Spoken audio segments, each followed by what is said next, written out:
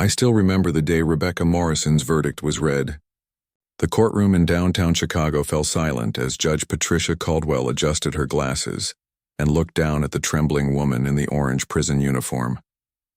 Rebecca's hands were shaking so violently that the chains connecting her wrists rattled against the defendant's table. Her attorney, a young public defender named Marcus Chen, placed a steadying hand on her shoulder, but even he looked defeated. "Mrs. Morrison," Judge Caldwell began, her voice echoing through the packed courtroom, "you have been found guilty of embezzlement, wire fraud, and conspiracy to commit securities fraud. The evidence presented by the prosecution has been overwhelming and irrefutable." Rebecca's face crumpled. Tears streamed down her cheeks as she shook her head desperately. "I didn't do it," she whispered, her voice breaking. "Please, Your Honor, I didn't do any of this. It was David, it was my husband. I saw him with—" "Mrs. Morrison, please," the judge interrupted firmly. "You've had ample opportunity to present your defense. The jury has spoken." In the gallery, David Morrison sat perfectly composed in his tailored Armani suit, his face a mask of practiced sorrow. Next to him, blonde and beautiful in a black dress that probably cost more than most people's monthly rent, sat Victoria Ashford, David's business partner, his lover, the woman Rebecca had caught him with that fateful night 3 months ago when she'd returned early from her mother's funeral. That discovery had set everything in motion. Rebecca had confronted David, threatened divorce, promised to expose his affairs and his shady business practices. Within a week, federal agents had shown up at her door with a warrant for her arrest. Within a month, prosecutors had built an ironclad case showing that Rebecca had systematically stolen millions from Morrison Financial Group, the wealth management firm David had built into one of Chicago's most prestigious investment houses. The evidence was damning. Digital signatures on transfer authorizations, her fingerprints on documents, security footage showing her entering the office at odd hours. Bank accounts in the Cayman Islands opened in her name. Witnesses who testified they'd seen her behaving suspiciously. Even her own assistant, Patricia Walsh, had tearfully testified that Rebecca had pressured her to falsify records. "I trusted her," Patricia had sobbed on the stand, dabbing at her eyes with a tissue. "She was like a mother to me. I never thought she'd drag me into something so horrible." Rebecca's lawyer had tried everything. He'd argued the evidence was circumstantial, that someone could have forged the signatures, that the bank accounts could have been opened by someone using her identity. But the prosecution, led by the ambitious Assistant U.S. Attorney Margaret Fiorelli, had been relentless. "Ladies and gentlemen of the jury," Fiorelli had said during closing arguments, her voice ringing with righteous conviction, Rebecca Morrison lived a life of luxury thanks to her husband's hard work. But it wasn't enough for her. She wanted more. She wanted it all. And so she stole. She stole from clients who trusted her husband's firm with their life savings. She stole from retirees, from families, from people who worked their entire lives for the money she squandered on designer clothes and jewelry and a lifestyle she couldn't maintain on her own. The jury had deliberated for less than 4 hours now. Judge Caldwell was pronouncing sentence. "Given the severity of your crimes and the amount of money involved, I sentence you to 15 years in federal prison." Rebecca's scream cut through the courtroom. She collapsed against the table, her body racked with sobs. "No, please, God, no. I have a daughter, please." Her 13-year-old daughter, Emma, sitting with David's mother in the gallery, buried her face in her grandmother's shoulder. The old woman's face was hard as stone as she refused to look at Rebecca. "Your Honor," Marcus Chen stood, his voice desperate. "My client has no prior record. She's a devoted mother. Please consider—" "Mr. Chen, I've made my decision. The sentence stands." Judge Caldwell's gavel came down with finality. "We're adjourned." As the marshals moved forward to take Rebecca away, she twisted in her seat, searching for David in the crowd. He met her eyes for just a moment, and in that instant, she saw something that chilled her to the bone. Not grief or regret, but cold, calculated satisfaction. Victoria leaned over and whispered something in his ear, and he smiled. They'd done this together. They'd framed her, destroyed her, and taken everything. And there was nothing she could do about it. 10 years. Rebecca Morrison spent 10 years in Federal Correctional Institution Danbury, a medium-security prison in Connecticut. 10 years of watching her daughter grow up through supervised video calls that grew less frequent as Emma got older, and David's influence over her strengthened. 10 years of maintaining her innocence to anyone who would listen.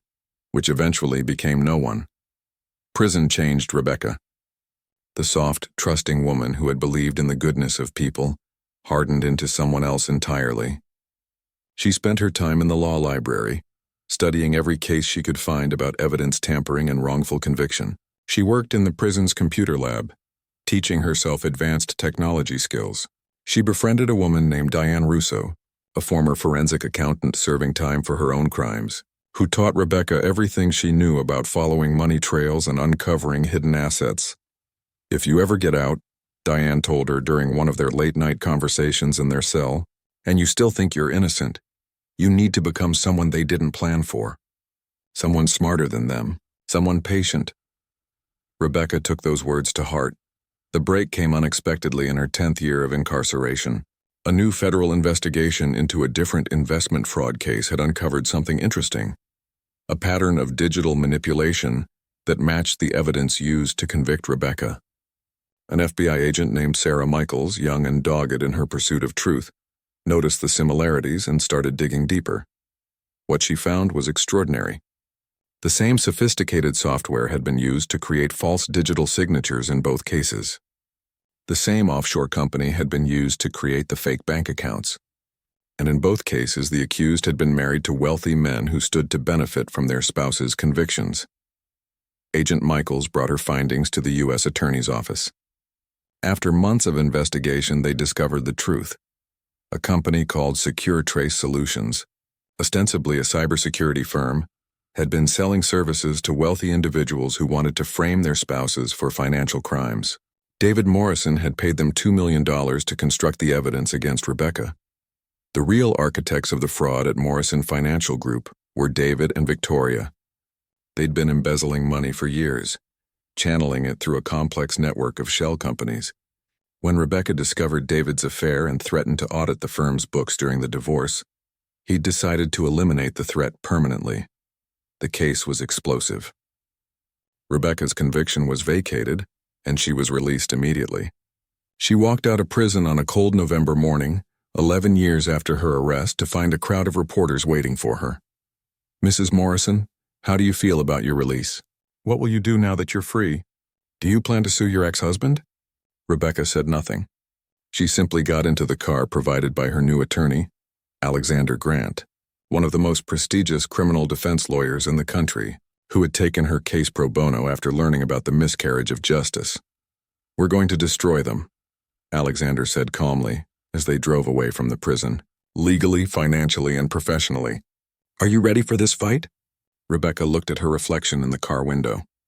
She barely recognized herself. Her hair, once honey blonde and perfectly styled, was now gray and pulled back severely. Her face was lined with years of stress and grief, but her eyes burned with a purpose that would have frightened her old self. "I've been ready for 10 years, she said. The counterattack was swift and merciless. Alexander Grant filed a massive civil lawsuit against David Morrison, Victoria Ashford, Secure Trace Solutions, and everyone involved in the conspiracy. He held press conferences that dominated the news cycle, painting Rebecca as a victim of a cruel and calculated plot. Meanwhile, federal prosecutors, embarrassed by their role in the wrongful conviction, pursued criminal charges against all the conspirators with unusual vigor. David and Victoria were arrested at their lakeside mansion in Winnetka. Perp walked in handcuffs past the same reporters who had once covered Rebecca's trial. The criminal trial was a sensation. I attended every day, watching from the gallery as the tables turned completely. Now it was David sitting at the defendant's table in a drab suit, his million-dollar lawyer fighting a losing battle against overwhelming evidence. The prosecution's star witness was Gerald Huang, the founder of Secure Trace Solutions, who had been granted immunity in exchange for his testimony. He explained in clinical detail how they'd created the false evidence, hacking into Rebecca's computer to plant malware that captured her keystrokes and allowed them to replicate her digital signature perfectly, bribing a bank official in the Cayman Islands to create accounts in her name, even paying Patricia Walsh, Rebecca's assistant, $50,000 to give false testimony. David Morrison was very specific about what he wanted, Huang testified, his voice flat and emotionless. He wanted his wife not just divorced but destroyed. He said she was too smart, that if she was free, she'd eventually figure out what he'd been doing with the firm's money. He needed her in prison, discredited, with no ability to fight back. When Patricia Walsh took the stand, now herself facing perjury charges, she broke down completely. "He threatened my family," she sobbed. "David said if I didn't testify against Rebecca, he'd make sure my son went to prison on drug charges. He had evidence, planted evidence, ready to go. I'm so sorry. I'm so sorry." But the most dramatic moment came when Rebecca herself took the stand. The courtroom was packed beyond capacity, with people standing in the aisles and spilling out into the hallway. She wore a simple gray suit, her hair now professionally styled but still marked with gray that she made no effort to hide. David's attorney, sensing his case was hopeless but fighting anyway, tried to shake her testimony. "Mrs. Morrison, isn't it true that you had substantial gambling debts at the time of your arrest?" "No," Rebecca said calmly. "That was another lie. A falsified credit report that SecureTrace created." "Isn't it true that you were angry at your husband for his success?" "I was proud of his success. I helped him build that company from nothing. What I was angry about was his betrayal." "Isn't it possible," the lawyer pressed, "that you did commit these crimes and simply can't remember? That the stress of—" "I spent 10 years in prison for crimes I didn't commit," Rebecca interrupted, her voice rising. 10 years away from my daughter. 10 years watching my child grow up through a screen. 10 years knowing that the man I loved, the man I trusted with everything, had destroyed my life to cover up his own crimes and to be with his mistress. Do you know what that does to a person, do you?" The lawyer had no response. When Rebecca was asked to describe the moment she learned the truth, her composure finally cracked. "Agent Michaels came to see me in prison. She told me they'd found evidence that I'd been framed. I didn't believe her at first. I couldn't. I'd spent so long screaming that I was innocent and having no one believe me that I'd almost stopped believing it myself. When she showed me the proof, when I realized that I'd been right all along, that I hadn't been crazy or paranoid, that my own husband had done this to me." She paused, wiping tears from her eyes.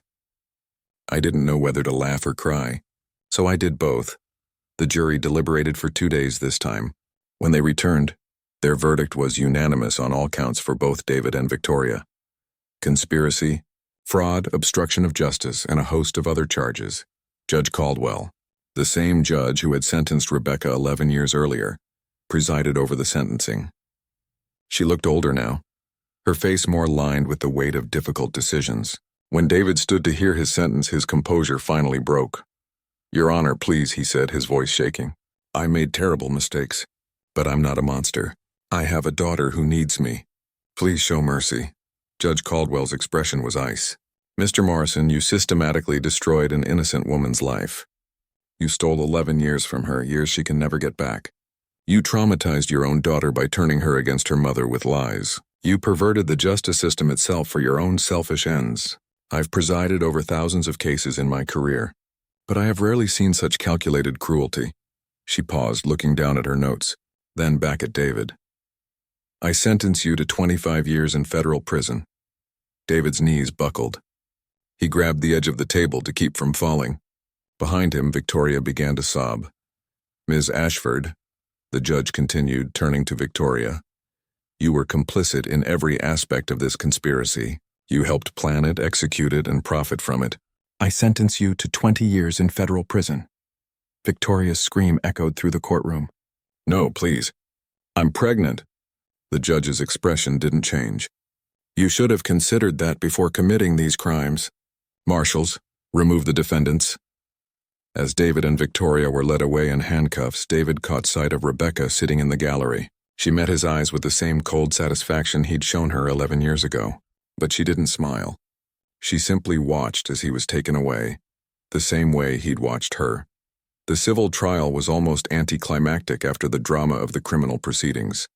Alexander Grant systematically dismantled David's financial empire, proving that Morrison Financial Group had been used to defraud clients of over $40 million. The firm was forced into bankruptcy. David and Victoria's personal assets were seized to pay restitution to the victims and to Rebecca for her wrongful imprisonment. The lakeside mansion was sold. The vacation home in Aspen, the cars, the art collection, the jewelry, everything went. By the time the proceedings were finished, David and Victoria had nothing. Rebecca received a settlement of $12 million from various sources: the government for wrongful imprisonment, the conspiracy defendants, and liquidated assets. It wasn't enough to make up for 11 lost years, but it was something. More importantly, she got her daughter back. Emma, now 24, had learned the truth about what her father had done. The revelation shattered her, but it also opened the door for reconciliation with Rebecca. Their first meeting after Rebecca's release was awkward and painful. They met at a neutral location, a quiet cafe in Lincoln Park with Emma's therapist present. "I believed him," Emma said, her voice breaking. "All those years I thought you were a criminal. I thought you'd betrayed us. I was so angry at you." "I don't blame you," Rebecca said softly. "You were a child. He manipulated you the same way he manipulated everyone else. How can you forgive me?" "Because you're my daughter. Because I love you. Because you were a victim too." They held each other and cried. Years of pain and missed time flowing out in tears that couldn't fix everything but could at least begin to heal. I saw Rebecca Morrison one last time, about a year after the trials ended. I'd been following her story from the beginning, fascinated by the sheer cruelty and ultimate justice of it all. She'd agreed to meet with me for an interview, and we sat in her new apartment in River North. Modest compared to the luxury she'd once known, but comfortable and peaceful. "Do you have any regrets?" I asked her. She thought for a long moment. "I regret trusting him so completely. I regret not seeing who he really was. I regret that my daughter lost so many years with me because of his lies." "But do you regret fighting back? Destroying him?" "No," she said simply. "He destroyed me first. He took 11 years of my life. He turned my own child against me. He was willing to let me rot in prison for crimes he committed, just so he could be with his mistress and keep his money. People like that don't deserve mercy. They deserve exactly what they get. What's next for you?" Rebecca smiled, and for the first time I saw a glimpse of who she must have been before all of this happened. Warm, intelligent, hopeful. "I'm going back to school. I want to study law. There are too many people like me trapped in the system, victims of false evidence and corrupt prosecutions. If I can help even one person avoid what I went through, it will be worth it." As I left her apartment that day, I thought about justice and revenge and the fine line between them.